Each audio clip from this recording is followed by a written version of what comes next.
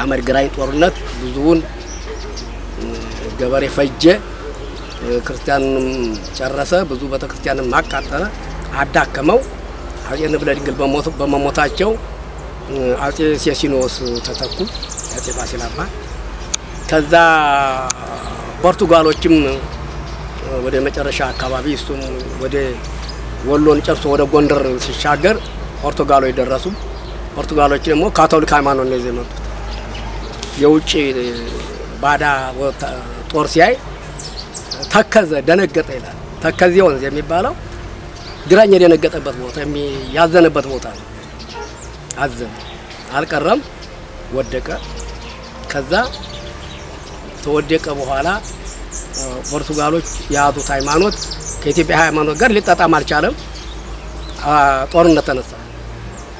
ካቶሊክ ናቸው፣ ኦርቶዶክስና ካቶሊክ ካህናት ተነሳባቸው። ካህናት ሲነሳባቸው ተሸነፉ፣ ወጡ። በዛን ጊዜ ለወታደሮቻቸው ያመጡት አትክልት ፍራፍሬ ነው ይባላል፣ ብርቱካን እና ፖርቱጋል አይደለች ፖርቱጋል ነው የምትባለው።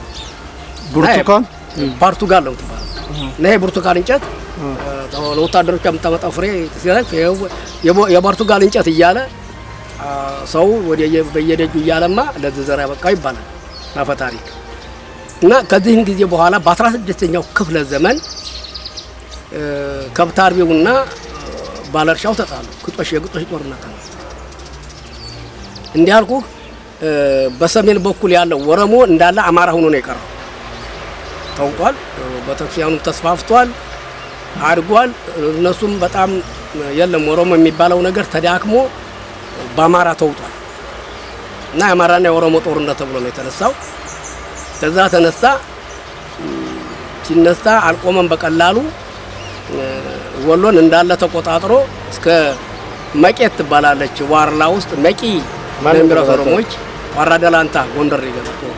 ኦሮሞ መቆጣጠር? አዎ። ከላስታ በኩል ደግሞ ገረገር አደረሰ። ከዛ ትግሬን አጋሜ ተብሎ የሚጠራው ሀገር ነው ያዘው። አጋሜ? አዎ። ሲይዘው በፊት በኦሮሞ ምን ብሎ ነው የሚጠራው? አጋምሳ እዛው መንጥራው እዛው ሲኖሩ አጋሚ ስር የተገኛችሁ ይሏቸዋል። አንተ አጋም ስር የመጡበት ግራ ሲገባቸው አጋም ስር የተገኛችሁ ይሏቸዋል። እና ከዚህም በኋላ ይህንን ሀገር ለቅልቀው ሲይዙት አካሄድ ያላቸው ዝም ብለው አይደለም። ሜጫ ለምሳሌ ማይጫው ይላሉ። ማይጫው ማለት በትግሬ የውሃጫው ማለት ነው። ግን ሜጫ ነው፣ አባት ነው። ሜጫ ነው። ሰንቃጣ፣ ሰቆጣ፣ ኮረማ፣ አላማጣ ይሄ ሁሉ የኦሮሞ ስም ነው። ራያ ቱሎማ፣ ቦረና ቱሎማ፣ ነገሌ ቱሎማ ናቸው። ነገሌ በዛን ጊዜ አባታቸው ኦዳ ጀቦ ልጅ ነበርና አባቱ ጋር ቀረ። ቦረናና ራያ ተዘመቱ። አድጎ ልጅ አግብቶ ሲሆን የወንድሙ ስም ቦረና አለው ማለት ነው። ነገሌ ቦረና ነገሌ ቦረናን ወልዶ ቦረና ነገሌ ተባለ።